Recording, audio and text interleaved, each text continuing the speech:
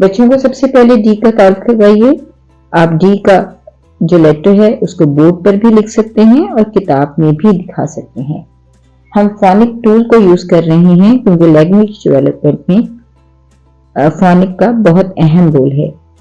तो बच्चों को लेटर साउंड्स जरूर बताइए और लेटर साउंड्स पर फोकस कीजिए।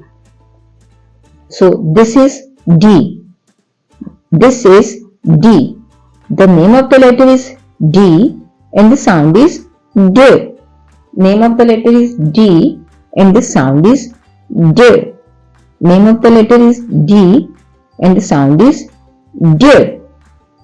आप बच्चों को D का तारुफ Dear D कह के भी दे सकते हैं क्योंकि Dear का वर्ड D के बिगिनिंग साउंड के साथ है। So Dear D, this is Dear D and the sound is D. अब हमें क्योंकि वोकैबुलरी इंट्रोडक्शन देना है जो कि डॉग और डायनासोर की सूरत में सफ़े पर मौजूद है, तो हम राइम्स दे रहे हैं ताकि बच्चे उन राइम्स को क्लासरूम के अलावा भी उसकी जो है प्रैक्टिस करते रहें ताकि बच्चों की जो स्पीकिंग पावर है वो बेहतर हो।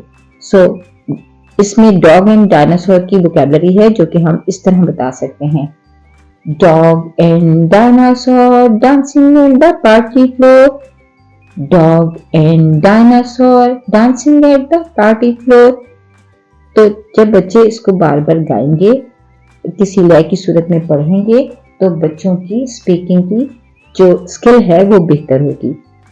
उसके बाद आप बच्चों को ये सेंटेंस पढ़ाइए, dog and dinosaur in the party, dog and dinosaur in the party.